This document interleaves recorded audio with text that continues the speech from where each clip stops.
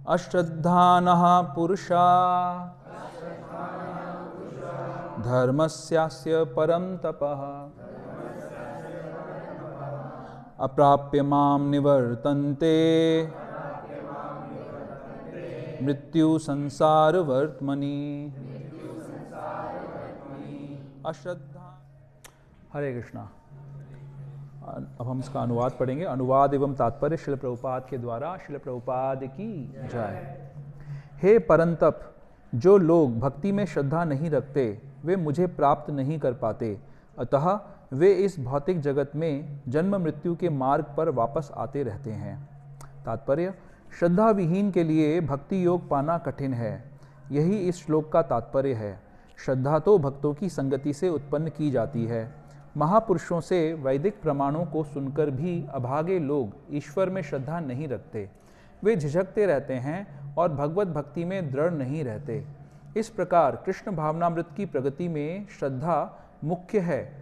चैतन्य चरितामृत में कहा गया है कि श्रद्धा तो यह पूर्ण विश्वास है कि परमेश्वर श्री कृष्ण की ही सेवा द्वारा सारी सिद्धि प्राप्त की जा सकती है। ये लाइन गौर करिएगा, फिर से मैं रिपीट कर रहा हूँ।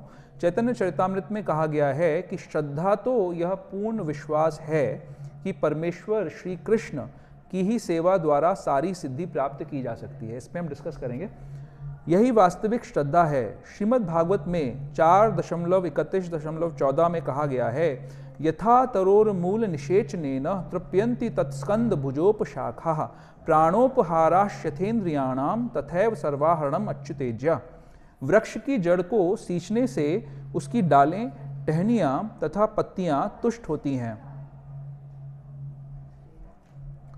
और अमाशय को भोजन प्रदान करने से शरीर की सारी इंद्रियां तृप्त होती हैं। इसी तरह भगवान की दिव्य सेवा करने से सारे देवता तथा अन्य समस्त जीव स्वतः प्रसन्न होते हैं।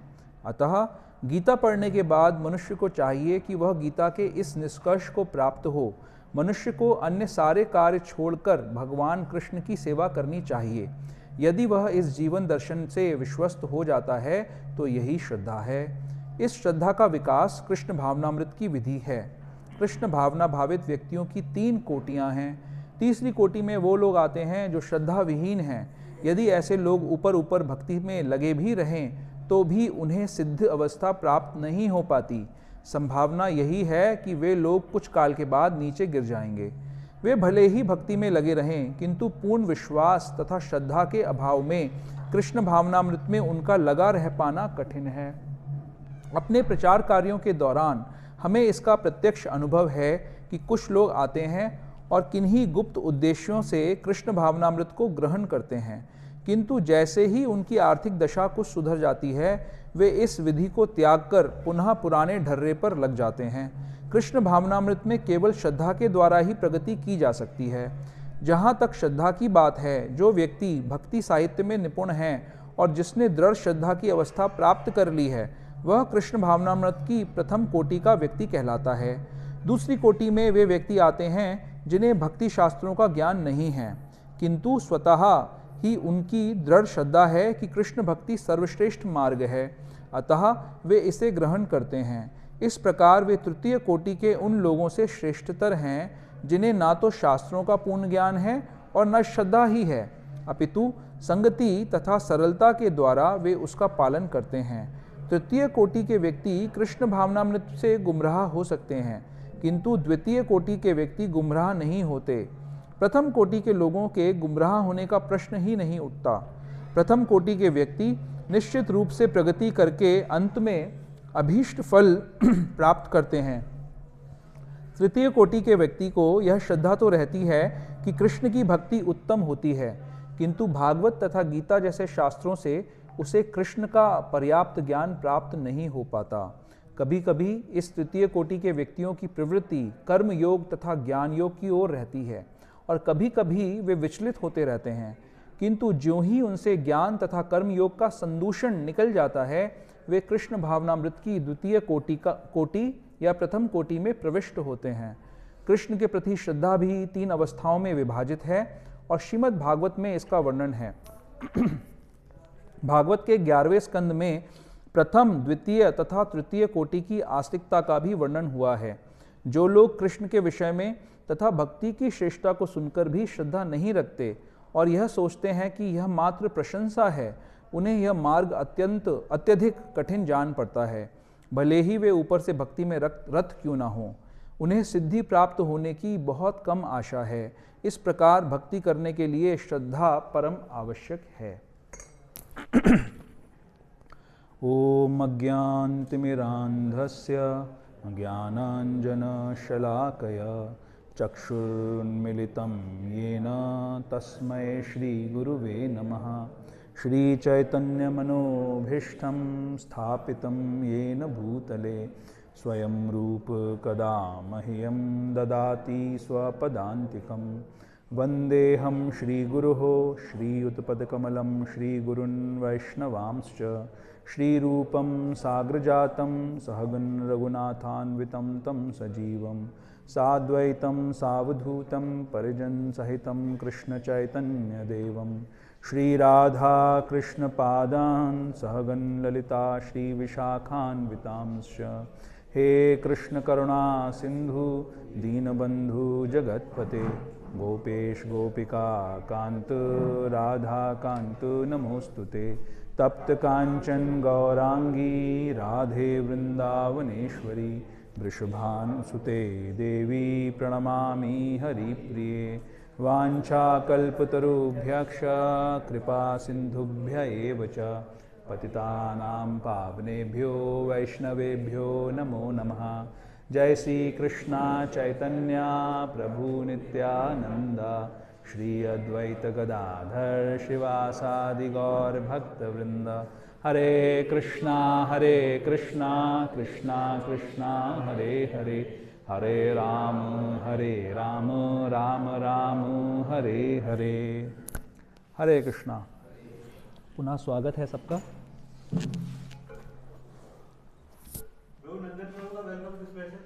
आप थे ही नहीं प्रभु, बट प्रभु जी ने कहा है तो एक बार फिर से स्वागत हो जाना चाहिए। हरे कृष्णा कृष्णा कृष्णा हरे हरे, हरे राम राम राम हरे हरे। नंदन प्रभु की ओके तो बहुत इम्पोर्टेंट श्लोक, बहुत अच्छी चर्चा चल रही है। हमने पहले भी इसके बारे में बहुत सारा डिस्कशन करा है, पहले 2 श्लोकों में ही बहुत सारा डिस्कशन कर लिया है। तो अब हम 3rd श्लोक पे आए हैं। तो जो लोग नए हैं और हम सब के लिए भी थोड़ा सा रिविजन कि क्या हमने अभी तक डिस्कस किया, गीता में हम कहाँ पे बैठे हुए हैं अभी। तो हम 9th चैप्टर डिस्कस कर रहे हैं, राइट। गीता में कितने चैप्टर्स हैं? 18। तो 9th चैप्टर गीता के मध्य में है। नॉर्मली गीता को 3 भागों में हम विभाजित करते हैं। सबसे पहला कर्म योग का सेक्शन, पहले 6 चैप्टर, फिर भक्ति योग का सेक्शन नेक्स्ट 6 चैप्टर्स, और फिर लास्ट के 6 चैप्टर ज्ञान योग का सेक्शन। तो हमने कर्म योग का डिस्कशन कर लिया और भक्ति योग के भी मध्य में हम पहुंच गए। 9th and 10th चैप्टर के अंदर हम पहुंच रहे हैं।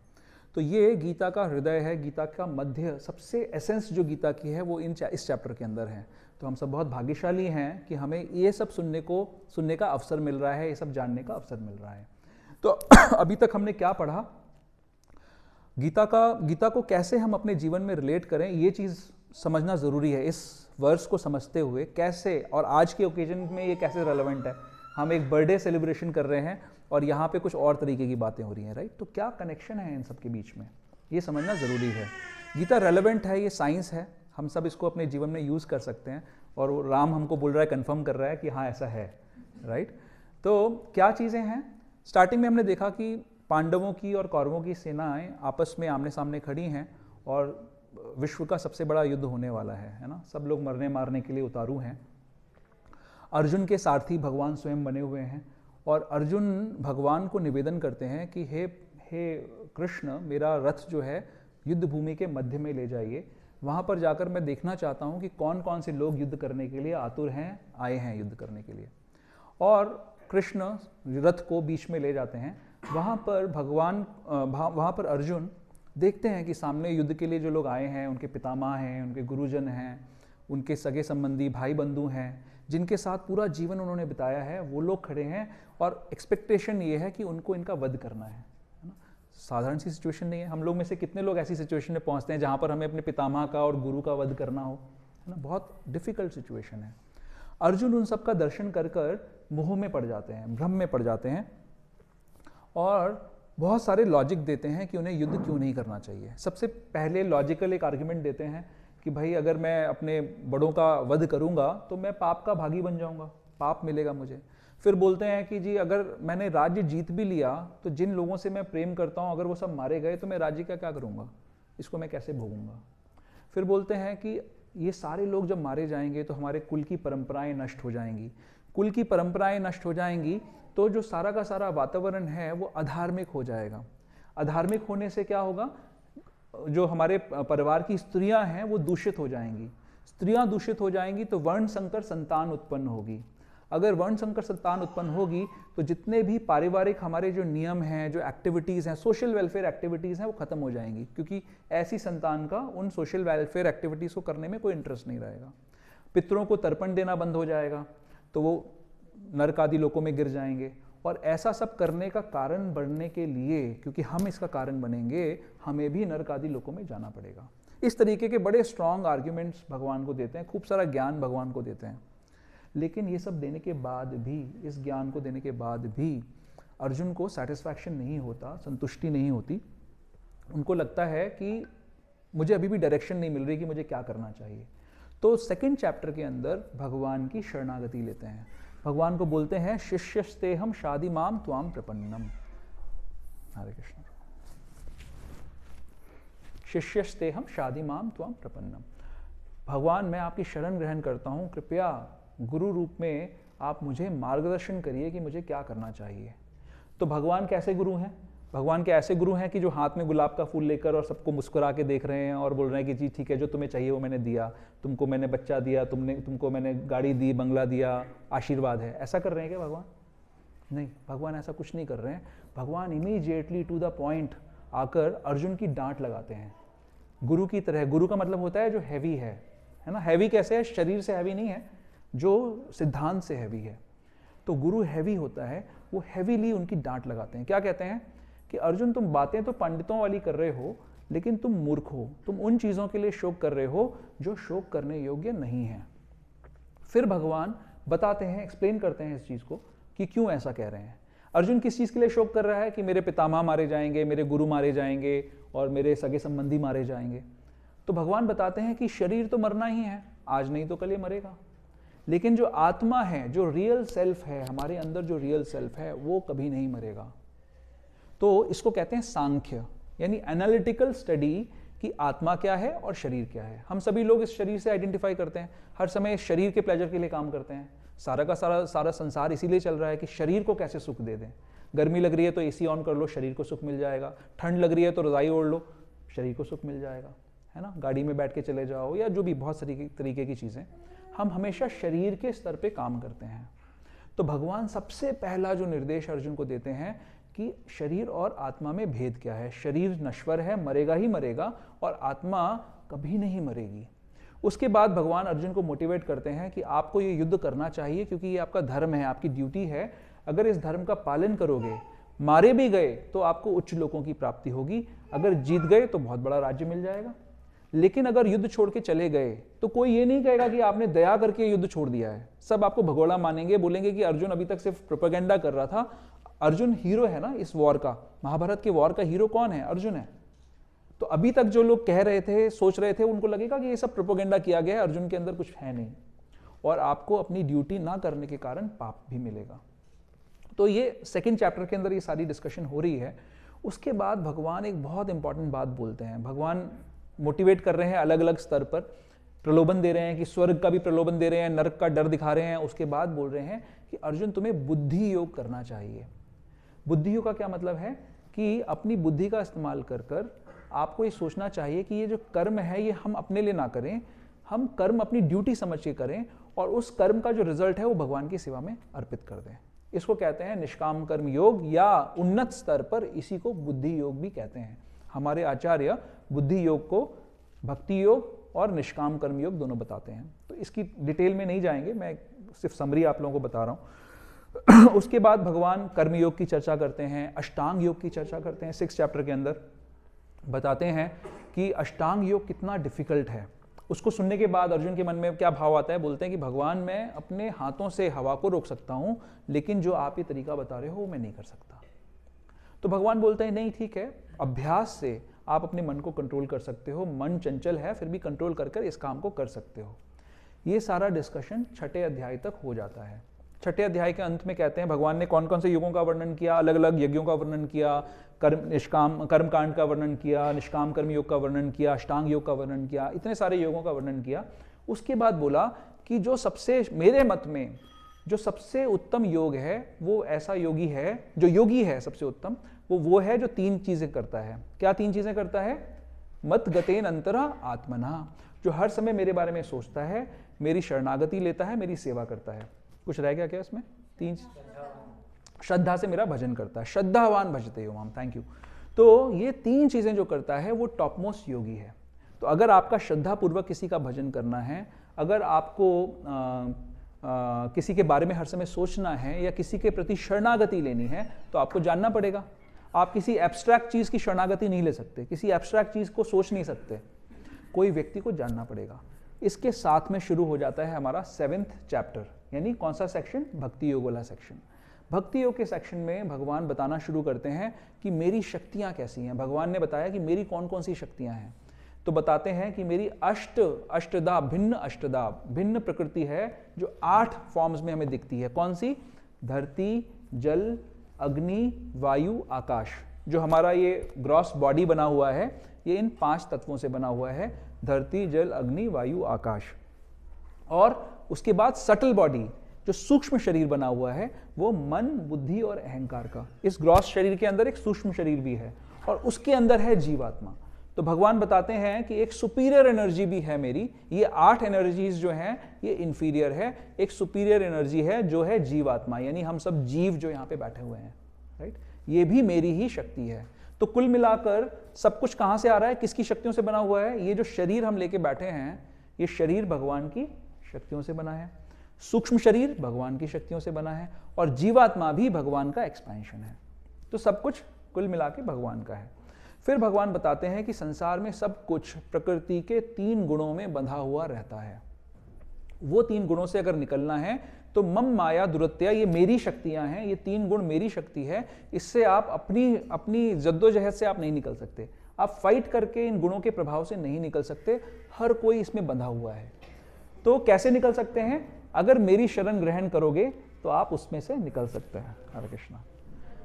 तो आप उसमें से निकल सकते हो। दैवी ही एष गुणमयी मम माया दुरत्यया मामेव ये प्रपद्यन्ते मायाम एताम तरन्तिते। तो अगर आप मेरी शरणागति ले लोगे तो आप इससे निकल जाओगे। फिर बताया कि कौन से लोग ऐसे हैं। हरे कृष्णा। आइए प्लीज आइए, सारे पुरुष इस तरफ, स्त्रियां इस तरफ।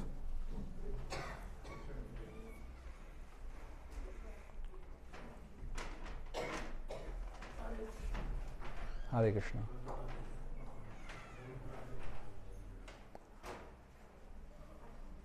तो भगवान ने बताया कि जो मेरी शरणागति लेता है वो कौन से तरीके के लोग हैं, जो शरणागति नहीं लेते हैं मेरी वो कौन से लोग हैं। तो यानी क्या हुआ कुल मिला के इक्वेशन? भगवान ने बताया मेरी शरण लोगे तो मेरे गुणों के प्रभाव से, गुण यानी बंधन, उससे बच सकते हो। कौन से लोग ऐसे हैं जो मेरी शरण लेते हैं, कौन से लोग ऐसे हैं जो मेरी शरण नहीं लेते हैं, ये सब भगवान ने बता दिया। उसके बाद भगवान बताते हैं अंत में, 7वें अध्याय के अंत में, कि अंत समय में जो डिवोटी है, जो डिवोशनल सर्विसेज को समझता है, वो मुझे ठीक प्रकार से समझ जाता है। तो 8वें अध्याय के अंदर चर्चा होती है कि अंत समय में क्या होता है ना। तो भगवान एक क्रक्स जो है बताते हैं, अंत काले च मामेव स्मरण मुक्त्वा कलेवरम। अंत काल में, जब ये बता दिया 2nd चैप्टर में कि शरीर मरेगा, खत्म होगा एक दिन, फिर बता दिया कि अंत काल में जब ये शरीर जाने वाला है उस समय अंत काले च मामेव स्मरण मुक्त्वा कलेवरम। ये कलेवर, ये शरीर छोड़ते समय अगर आपने स्मरण कर लिया तो आप मेरे धाम पे आ सकते हो, आपको मेरा स्वभाव प्राप्त हो जाएगा, आपको वापस नहीं आना पड़ेगा। तो पूरे 8 चैप्टर के अंदर इसी की चर्चा होती है कि किस किस तरीके से हम स्मरण करते हैं, क्या क्या स्मरण होता है अंत समय के अंदर, जो अलग अलग कैटेगरी के लोग हैं उनके साथ क्या क्या होता है। फिर 8वें अध्याय के अंदर भगवान 2 मार्गों का वर्णन करते हैं जिस मार्ग से जीवात्मा ये शरीर छोड़कर जाती है। एक है शुक्ल मार्ग और एक है श्याम कृष्ण मार्ग, ऐसे बोल सकते हैं। तो अगर कोई शुक्ल मार्ग से अपना शरीर छोड़ता है तो उसको संसार में वापस नहीं आना पड़ता, और दूसरा जो कृष्ण मार्ग से शरीर छोड़ता है उसको संसार में वापस आना पड़ता है। फिर एंड में 8th चैप्टर के एंड में भगवान क्लैरिफाई करते हैं कि जो भगवान का अनन्य भक्त है उसको इन दोनों मार्गों से कोई लेना देना नहीं है, वो तो भगवान के धाम में ही जाएगा।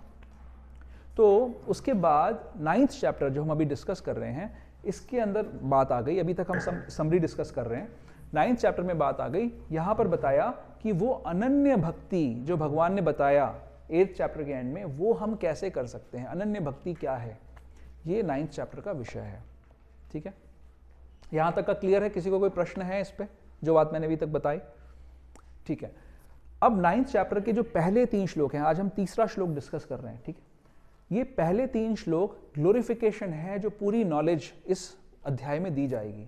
भगवान, अगर आप गीता के चैप्टर्स के नेम देखेंगे ना, नाम देखेंगे पुराने चैप्टर्स के, तो आपको नाम मिलेंगे दिव्य ज्ञान, जैसे चौथा अध्याय है उसका नाम है दिव्य ज्ञान। उसके बाद 8वें अध्याय का नाम क्या है?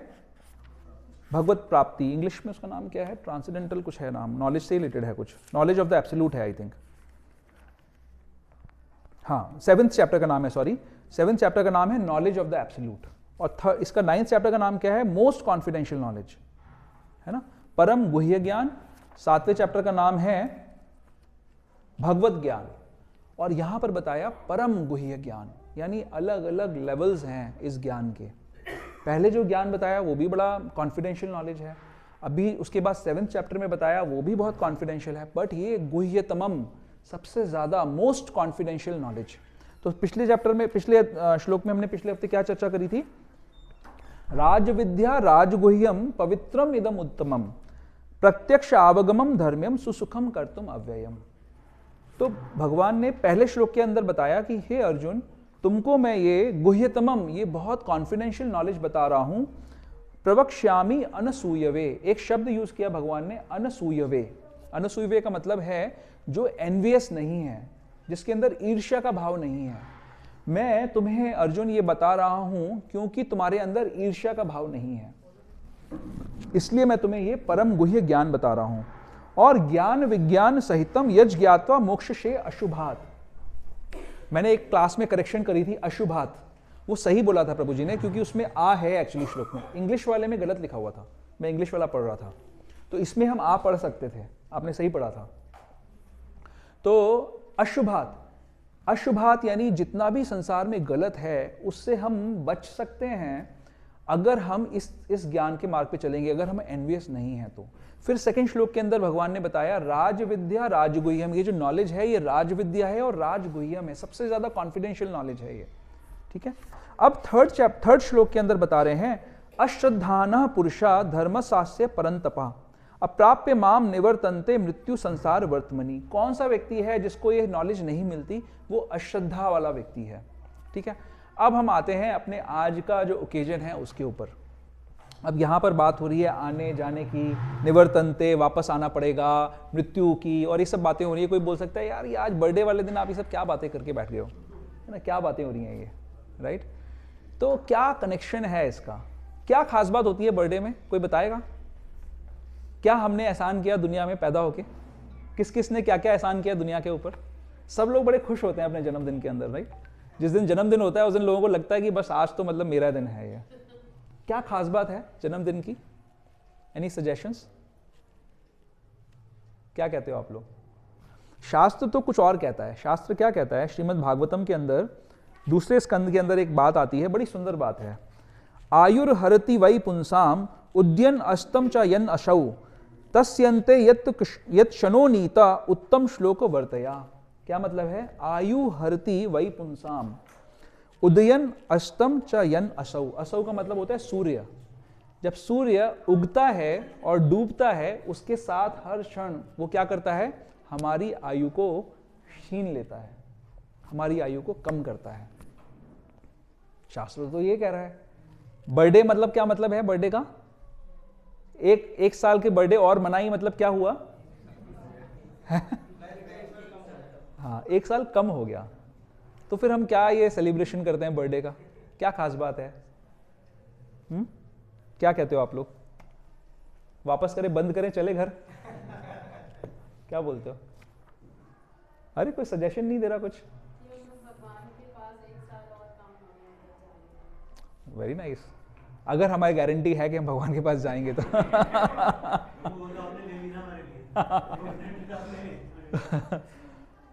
तो एक दूसरा श्लोक है, ठीक है, भागवतम का, उसको पढ़ते हैं। ये भागवतम के 11वें स्कंद के अंदर, 11वां स्कंद बहुत इंपॉर्टेंट स्कंद है, उसके अंदर बता रहे हैं, न देहम आद्यम सुलभम सुदुर्लभम प्लवम सुकल्पम गुरु कर्णधारम माया अनुकूलेन नभस्वरेतितम पुमान भवाब्दिम न तरेत स आत्महा। क्या मतलब है इसका? बहुत अच्छा श्लोक है, याद करने ऐसा श्लोक है। नृदेहम आद्यम, जो नृदेह है, ये नर देह, देह तो बहुत सारे लोगों की होती है, राइट? 84 लाख योनियां हैं इस कमरे में। नरों के अलावा, नारियों के अलावा भी बहुत सारी देह हैं ना। मच्छर घूम रहे हैं, छिपकली होगी कहीं पे, आसपास कहीं बिल्ली भी हो सकती है, ये सब है यहाँ पर, देह हैं ये सारे। बट क्या बात हो रही है? नृदेहम आद्यम, आद्यम का मतलब है जो बहुत ऑस्पिशियस है, सारी जो फेवरेबल चीजें हैं वो इससे मिल सकती हैं। नृदेहम आद्यम सुलभम सुलभम सुदुर्लभम। सुलभम मतलब हमें ये मिल गई है, किसी कारण से हमें ये नृदेह मिल गई है। नृदेहम आद्यम सुलभम सुदुर्लभम, और बट ये सुदुर्लभ है। एक पर्टिकुलर फिलॉसफी के अंदर ये बात आती है कि जो मनुष्य देह की रेयरिटी है, मेरे लिए थैंक यू, इसको इधर साइड में रख दो। सो नृदेहम आद्यम सुलभम सुदुर्लभम, ये हमें किसी तरीके से मिल गया है, बट ये सुदुर्लभ है। एक फिलॉसफी के अंदर मैंने आप लोगों को पहले भी बताई है ये बात, जैसे मान लीजिए प्रशांत महासागर है, पैसिफिक ओशन है ना, बहुत बड़ा ओशन है पैसिफिक ओशन, ठीक है। प्रशांत महासागर के अंदर एक लकड़ी का टुकड़ा तैर रहा हो, मान लीजिए, है ना। उस लकड़ी के टुकड़े के अंदर एक छेद हो, और वो छेद इतना बड़ा है कि एक कछुआ उसमें से अपना सर ऊपर निकाल सकता है, और उसी प्रशांत महासागर के अंदर एक कछुआ कहीं पे तैर रहा है।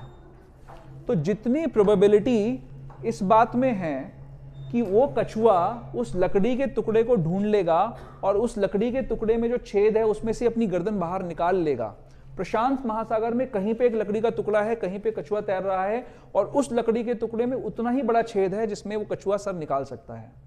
तो जितनी प्रोबेबिलिटी इस बात की है कि वो कछुआ उस लकड़ी के टुकड़े को ढूंढ लेगा और उसमें से अपना सर बाहर निकाल लेगा, इतनी ही प्रोबेबिलिटी है एक जीव को मनुष्य योनि प्राप्त होगी। इस चीज की समझ में आया? कितना मुश्किल है ये, कितनी प्रोबेबिलिटी है, कितना % चांस है। तो सुदुर्लभम, ये बहुत ही सुदुर्लभ है। सुलभम है, हमें भी मिल गया है, बट ये सुदुर्लभम है। फिर आगे क्या कहा? प्लवम सुकल्पम गुरु कर्णधारम। प्लवम का मतलब होता है नाव। जैसे एक बहुत अच्छी नाव है जो सागर को पार कर सकती है, बहुत अच्छे से कंस्ट्रक्ट की गई है, जो डूबेगी नहीं। गुरु कर्णधारम, अब अगर नाव है आपके पास, अब कितने लोग ऐसे हैं जिनको नाव चलाना आती है? तो नाव के साथ में हमें कौन चाहिए? एक नाविक चाहिए, एक कैप्टन चाहिए, एक शिप के लिए कैप्टन चाहिए जो उसको नेविगेट कर सके, राइट। तो गुरु कर्णधारम, उस मनुष्य देह के साथ में अगर आपने किसी को गुरु बना लिया, किसी को अपनी शिप का कैप्टन बना लिया, तो क्या होगा? आपको मया अनुकूल न नभस इतेरितम। जब नाव चलती है तो क्या चाहिए आपको? एक टेलविंड्स चाहिए, राइट। क्या बोलेंगे उसको? फेवरेबल विंड्स चाहिए, राइट, फेवरेबल हवा चाहिए, ताकि आपकी नाव को सही दिशा में चला ले जाए, है ना। तो पीछे से अगर हवा आएगी और आपको आगे जाना है तो वो आपकी नाव को आगे धकेल देगी, तो आप अपने गंतव्य पे पहुंच जाओगे। बट अगर किसी ने अगर उसका फायदा नहीं लिया, कोई समुद्र में डूब रहा है, उसको नाव भी मिल गई, उसको एक कैप्टन भी मिल गया और फेवरेबल विंड्स भी हैं, फिर भी उसने उस नाव का सहारा नहीं लिया, तो क्या होगा? आत्महा, वो उसने अपनी आत्महत्या कर ली। अब क्या है भक्ति के कॉन्टेक्स्ट में ये बात? भक्ति के कॉन्टेक्स्ट में बात यह है कि ये मनुष्य शरीर उस नाव के समान है जिसका उपयोग कर कर हम भगवान के धाम को जा सकते हैं, हम वापस ना आए इस परिस्थिति में। ऐसा हमारे लिए संभव है। उसके लिए कुछ कंडीशंस हैं कि आपके पास एक फेवरेबल कैप्टन होना चाहिए, गुरु होना चाहिए जो आपको सही दिशा में निर्देश कर सके, आगे ले जा सके। फिर आपको फेवरेबल विंड भी चाहिए। अगर उल्टी तरफ से हवा आ रही है तो आप आगे नहीं बढ़ पाओगे। तो वो क्या फेवरेबल विंड्स हैं? वो फेवरेबल विंड्स हैं ये शास्त्र। जैसे हमारे पिता का परिचय हमारे को अपनी माँ से मिलता है, राइट? माँ को जाके हम पूछते हैं हमारा पिता कौन है, पिता वो बता देती है। कोई दुनिया में टेस्ट नहीं बना जिससे आप टेस्ट कर सके कि पिता कौन होता है। आपको माँ पे विश्वास करना पड़ता है, माँ बोलेगी ये पिता है तो वो पिता है, करेक्ट? नहीं तो आप 800 करोड़ लोगों का डीएनए टेस्ट नहीं कर सकते, करेक्ट? इसी प्रकार से ये शास्त्र जो हैं ये हमारी माँ हैं, ये हमें हमारे पिता का परिचय देते हैं। ये शास्त्र में वाणी भगवान की ही है, तो ये वो फेवरेबल विंड है। गुरु के रूप में भगवान आकर हमें बताते हैं कि क्या करना है क्या नहीं करना है, ये फेवरेबल विंड है। तो इस तरीके की फैसिलिटी मिल जाने के बाद भी अगर हम इसका लाभ ना लें तो क्या होगा? तो हमने अपनी आत्महत्या कर ली। तो पहला श्लोक जो मैंने आपको बताया कि हमने डिस्कशन ये किया, आप दोनों नहीं थे, पेरेंट्स नहीं थे नंदन के, यहाँ पर हम क्या डिस्कस कर रहे थे? शास्त्र क्या कहता है? आयुर्हरति वै पुंसाम उद्यन अष्टम च यन असौ। सूर्य हर उगने और ढलने के साथ में हमारी आयु को हर लेता है। तो बर्थडे में क्या खास बात है? क्या एहसान किया हमने दुनिया पे बर्थडे करके, बर्थडे मनाकर? क्यों बर्थडे मनानी चाहिए? हम इस चीज को डिस्कस कर रहे हैं अभी फिलहाल। तो हमारे पास मृददेह है, ये मनुष्य देह है, ये एक सेलिब्रेशन का विषय हो सकता है एक पर्टिकुलर कंडीशन में। इसमें क्या कहा जा रहा है? आगे की 2 लाइनों में क्या कहा जा रहा है? तस्यार्थे यत् शनो नीता उत्तम श्लोक वर्तया। अगर आप उत्तम श्लोक यानी स्वयं भगवान की वर्तन, उनकी कहानी, उनकी कथा का श्रवण करते हो, सुनते हो, तो आपकी आयु हरी नहीं जा रही है, तो आपने इस मृददेह का सही यूटिलाइजेशन कर लिया, तो आपकी आयु नहीं हरी जा रही है। नहीं तो क्या हो रहा है? आपकी आयु हरी जा रही है। कैसे हरी जा रही है? कोई बोल सकता है कि जी नहीं, मुझे तो नहीं लगता, I am very satisfied, I am earning good money, I am having good house, good car, good spouse, good partner. आज के टाइम पे पार्टनर बोलते, स्पाउस भी नहीं बोलते शायद, राइट? तो क्यों आप ऐसे कैसे कह सकते हो? हम बोलेंगे जी नहीं, आपको शरीर छोड़ना पड़ेगा। बोले ठीक है, कोई बात नहीं। मैं भी कुछ दिन पहले अपने बच्चे के स्कूल में गया था, उसने बोला कि मेरी बेटी को समझा रही थी कि पढ़ाई करने के लिए, तो उसने बोला कि बेटा दिस इज वन लाइफ। मैं सामने बैठा हुआ उसके, मतलब क्वेश्चन मार्क है ना। People think this is one life. क्या ये एक ही जीवन है हमारे लिए? वन लाइफ, लोगों का ये है सोच कि ये एक ही जीवन है और इसमें अगर हम एंजॉय कर रहे हैं, अगर हमें हर तरीके का एंजॉयमेंट मिल रहा है तो बस बहुत कुछ है, अच्छा है। अब बट इसमें कई सारे प्रश्न चिन्ह हैं इस बात पे।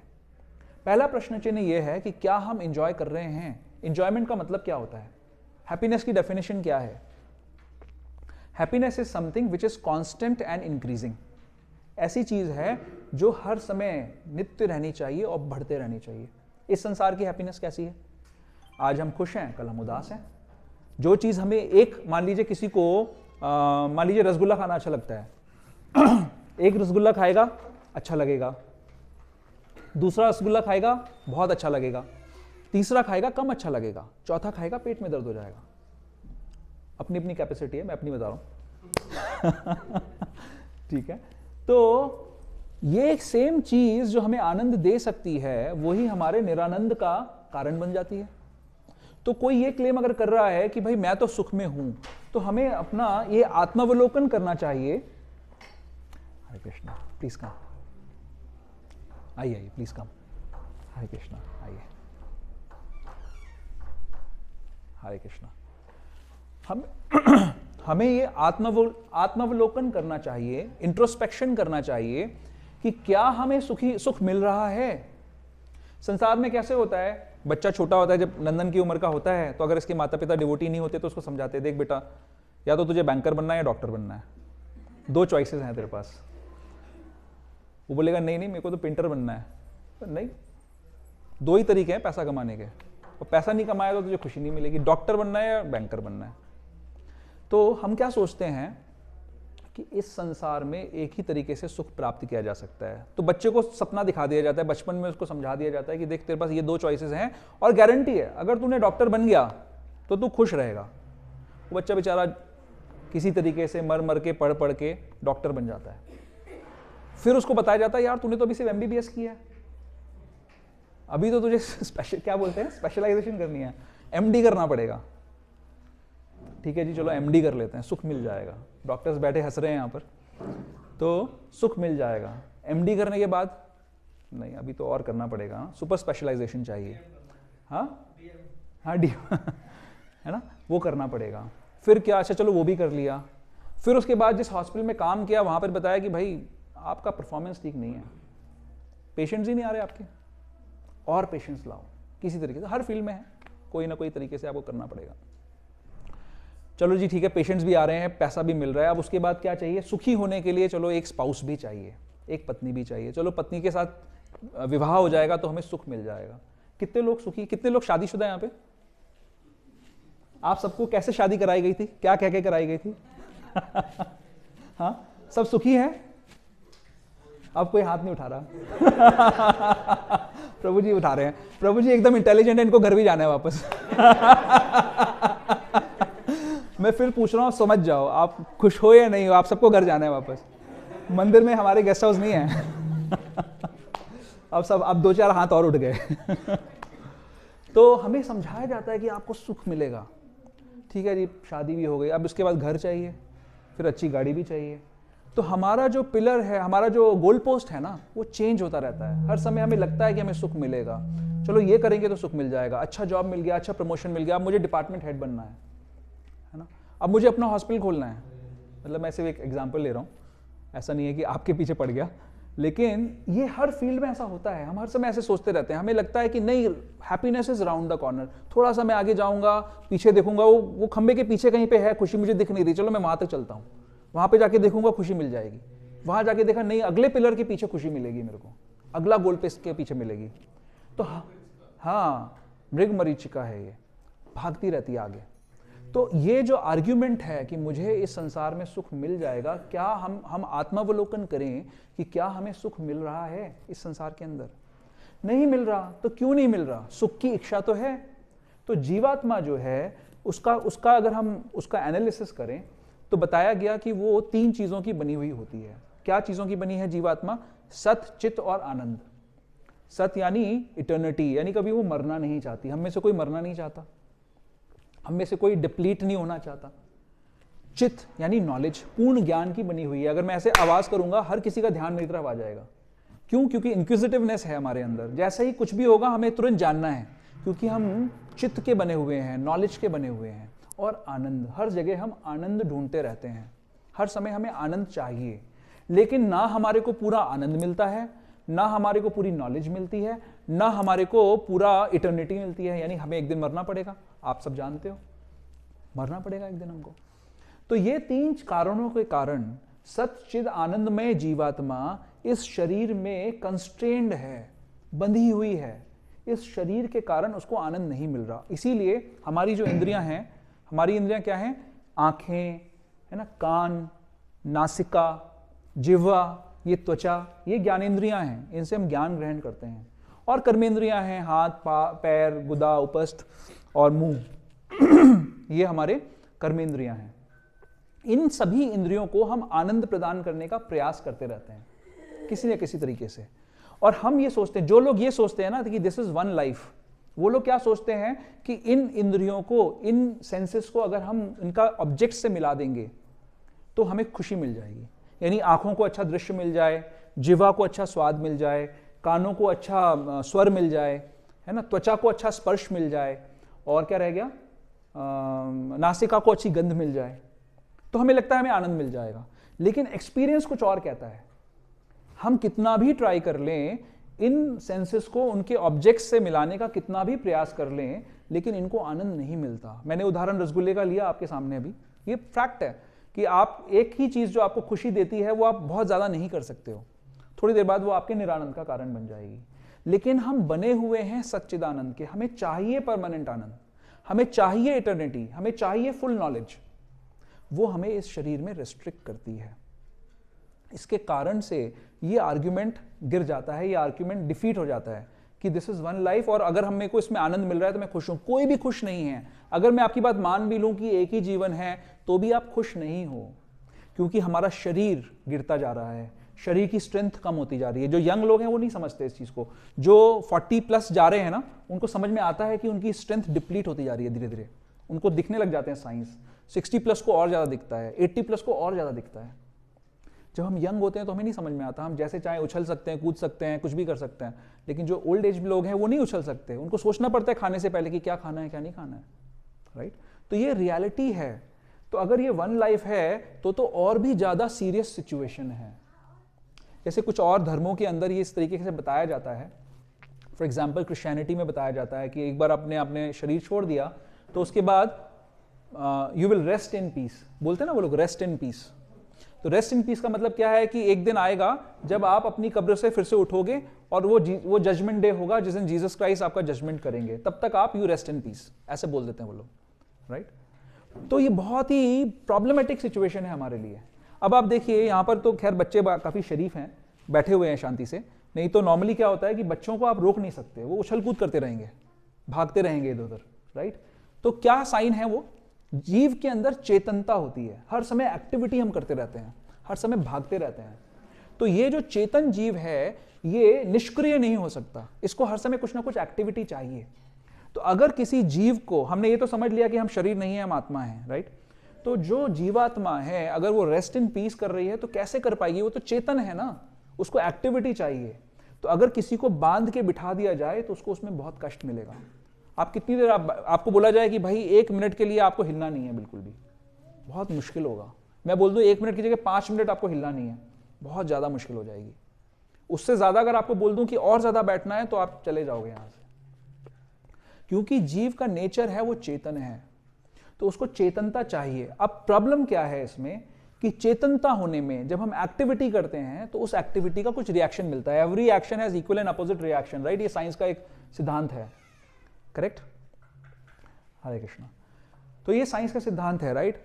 और ये हमारे वैदिक सिद्धांत में भी मिलता है कि हम जो भी काम करते हैं उसका कुछ रिएक्शन हमें मिलता है। तो अगर हम काम करते हैं तो हम इस संसार में बंध जाते हैं, या तो अच्छी चीजों से बनते हैं या बुरी चीजों से बनते हैं, बंधन हमें हो जाता है। तो इसलिए लोग सोच लेते हैं, कुछ फिलोसोफर्स ऐसा सोच लेते हैं कि ठीक है जी मैं काम ही नहीं करूंगा, मैं निष्क्रिय हो जाता हूं, काम नहीं करूंगा तो मैं एक्टिविटी नहीं करूंगा तो कोई बंधन नहीं होगा। लेकिन प्रॉब्लम यह है कि जीव चेतन है, वो उसको काम करना पड़ेगा। तो जब उस चेतन जीव को काम करना पड़ेगा तो उसको ये सिचुएशन सोचनी पड़ेगी, एक ऐसी सिचुएशन में जाना पड़ेगा जहां पर वो काम करते करते, वो एक्टिविटी के साथ में, आनंद के साथ में वो अपने इस लक्ष्य को प्राप्त कर ले, आनंद के साथ में लक्ष्य को प्राप्त कर ले। अब पिछले श्लोक में, सेकंड श्लोक के अंदर हमने पढ़ा था सुसुखम कर्तुम अव्ययम। हमारी जो भक्ति की प्रोसेस है वो कैसी है? सुसुखम। बर्थडे सेलिब्रेशन कैसे होती है? आप अच्छा खाना खाते हो, अच्छा गाना अच्छा कुछ सुनते हो, अच्छा डांस करते हो, अपने परिवारजनों के संग में, फ्रेंड सर्कल के संग बैठते हो, राइट। यही होता है ना बर्थडे में। क्या होता है और बर्थडे सेलिब्रेशन ऐसे होती है। आप लोग भी बर्थडे सेलिब्रेशन कर रहे हो यहाँ पर, बट सेटिंग थोड़ी सी डिफरेंट है। आपको भी अच्छा प्रसाद मिलेगा जहां तक है है ना। तो आप बैठ सकते हैं, मिलेगा प्रसाद, थोड़ा सा मिलेगा, तो you will enjoy good food.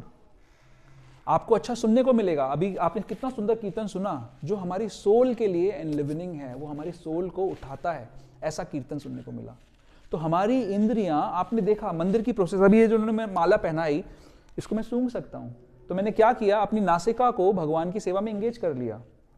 ये फूल माला क्यों दी गई है? ये प्रसादी माला है, भगवान का आशीर्वाद मुझे दिया गया, भगवान के चरणों में चढ़ाई हुई माला मुझे दे दी गई और उसको मैं सूंघ रहा हूं। तो मैंने क्या किया, अपनी नासिका को भगवान की सेवा में एंगेज कर लिया। भगवान के सुंदर अर्चा विग्रह बाहर हैं, उनका जब हमने दर्शन किया तो हमने क्या किया, अपनी आंखों को भगवान की सेवा में एंगेज कर लिया। हमको सुंदर दृश्य चाहिए और हम उस सुंदर दृश्य को, जो बाहर भगवान के सुंदर दर्शन हैं, उनको देखकर भी हम बहुत सेटिस्फाई हो रहे हैं। किस किस को अच्छा नहीं लगा भगवान के दर्शन करके?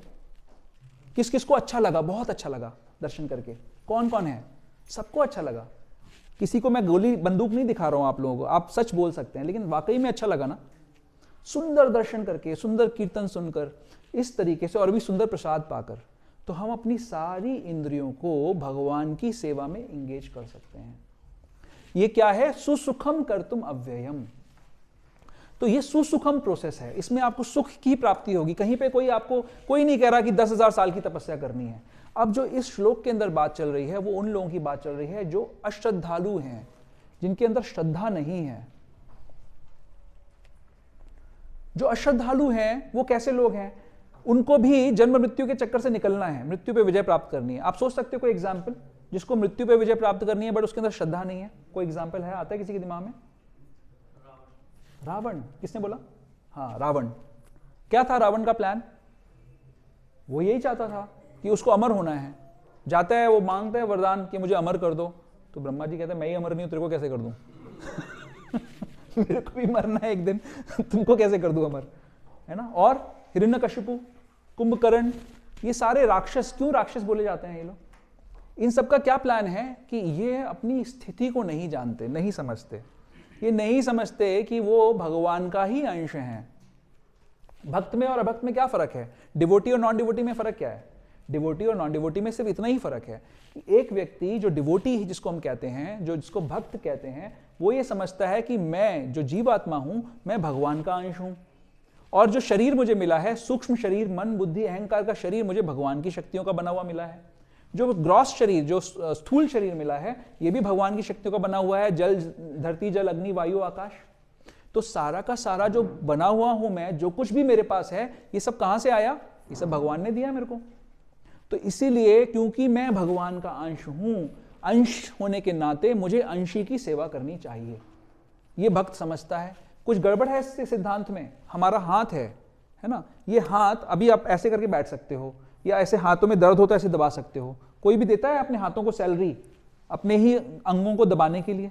नहीं देता ना, क्योंकि जब ये मेरा हाथ इस शरीर की सेवा करेगा तो पूरा शरीर तंदुरुस्त हो जाएगा, पूरा शरीर को सेटिस्फैक्शन मिलेगा।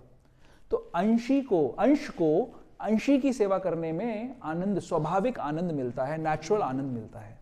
इसी प्रकार हम सभी जो जीव हैं, जीवात्माएं हैं, ये भगवान का अंश हैं, और हमारा स्वाभाविक आनंद भगवान की सेवा करने से हमें मिलेगा।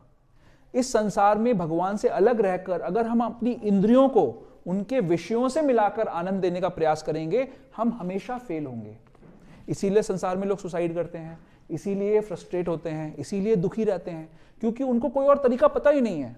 वो क्या सोचते हैं कि अगर मैंने इंद्रियों के विषयों को मिलाने का सामान इकट्ठा कर लिया अच्छे से, तो मैं सुखी हो जाऊंगा। और वो कर भी लेते हैं इकट्ठा। जब वो सामान इकट्ठा कर लेते हैं तो उसके बाद उनको दिखता है कि यार मुझे आनंद तो आ ही नहीं रहा, अब मैं क्या करूं? कोई तरीका नहीं है, चलो ये जीवन को ही खत्म कर लेता हूं। ये स्थिति है। जो सुसाइड करते हैं वो ऐसा सोच के सुसाइड कर लेते हैं कि मेरे पास अब कोई सॉल्यूशन नहीं है, अल्टरनेट नहीं है। ये अज्ञान के कारण वो इस निर्देह माध्यम, हाँ, सुलभम सुदुर्लभम, किस देह को खत्म कर देते हैं? ये जो निर्देह है, जो इतनी सुलभ है, हमें सुलभ हो गई है, बट सुदुर्लभ है, इससे क्या काम नहीं बन सकता, उस देह को वो खत्म कर देते हैं इस अज्ञान के कारण।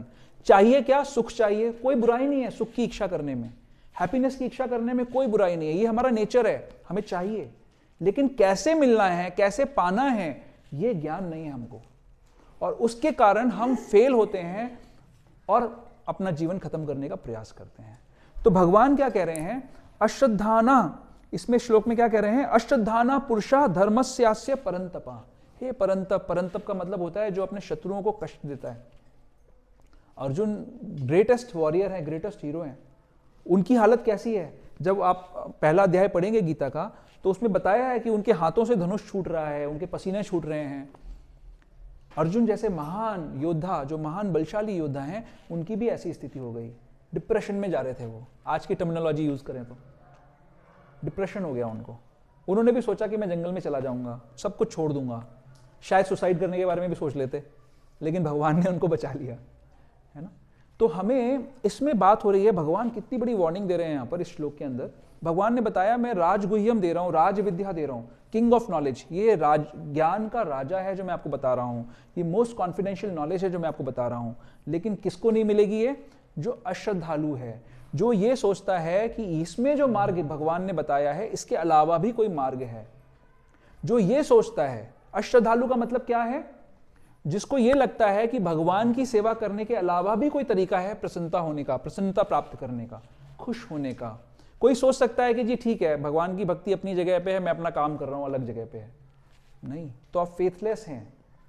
फेथ का मतलब है ये पूरी तरीके से समझना कि यही एक मार्ग है, भगवान का ही एक मार्ग है। अगर उस पर हम चले और भगवान की सेवा करें अगर हम, तो हमें पूर्ण रूपेण आनंद मिलेगा।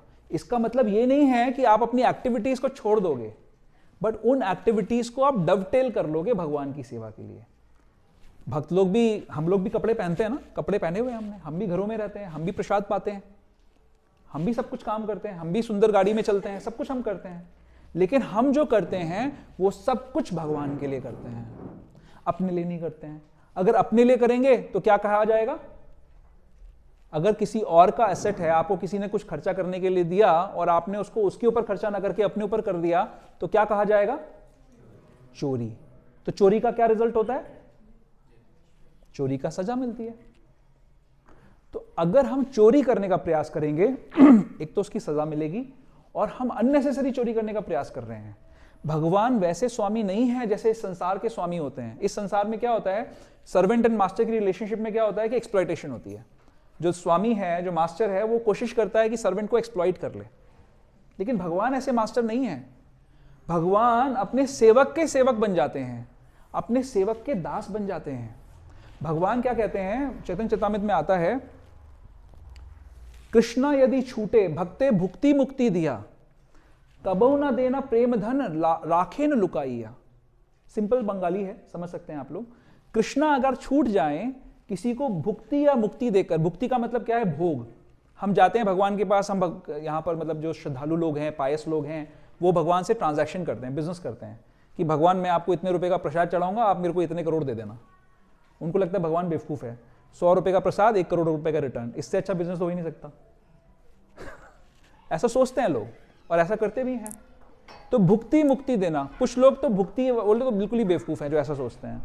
ऐसा होता है, भगवान दे सकते हैं। जैसे मान लीजिए कि कोई बिलियनर, मल्टी बिलियनर यहाँ पर है ना, अरबपति खरबपति व्यक्ति यहाँ पे आ जाए कोई, ठीक है, और आप उसके पास जाएं और आप उसको बोलें कि वो उसके पास मिलना ही पहली बात तो बहुत मुश्किल है, बट अगर आप किसी तरीके से उसके पास पहुंच जाएं, फिर आप उसको जाके बोलें, खरबपति है, उसको बोलें जाके कि मेरे को ना 10,000 रुपये चाहिए बस, वो क्या बोलेगा? ले जा भाई, जा, जान छोड़ मेरी, जा।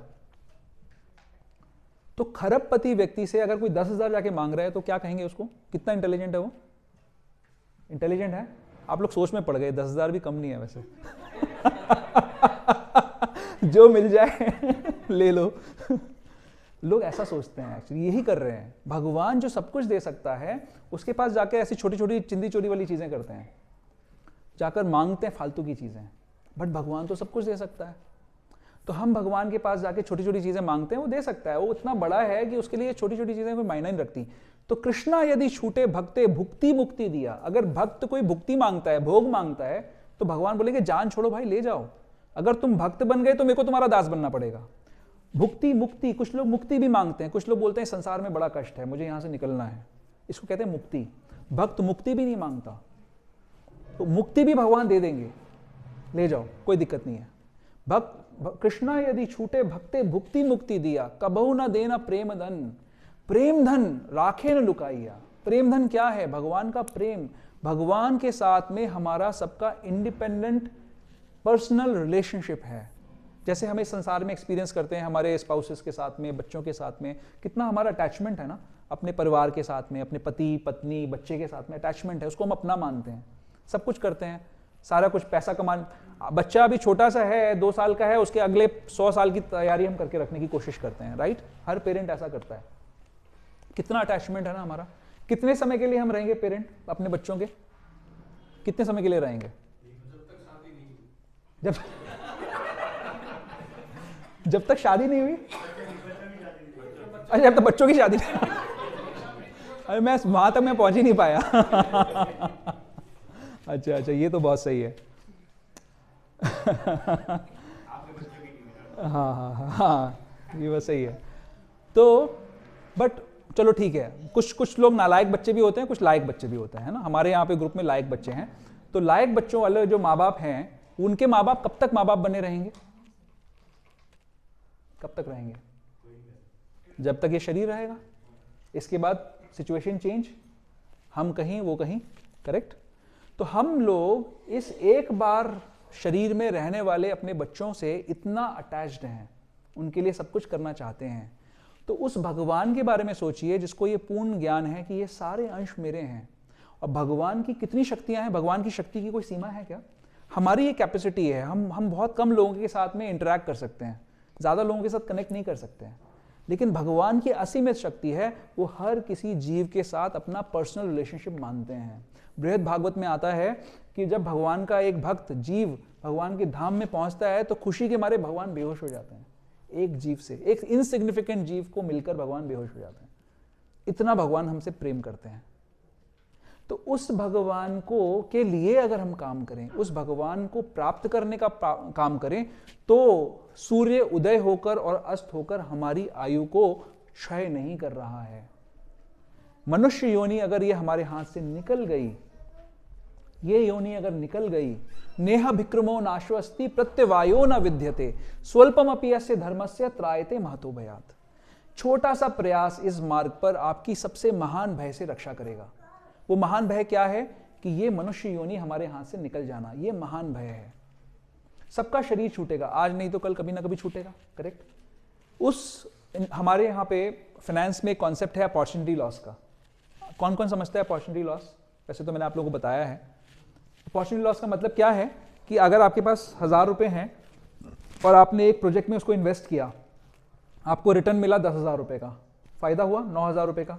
और एक और प्रोजेक्ट है, ऑप्शन है, जहां पर आपने 1000 रुपये इन्वेस्ट किए तो आपको 1 लाख रुपए मिलेंगे।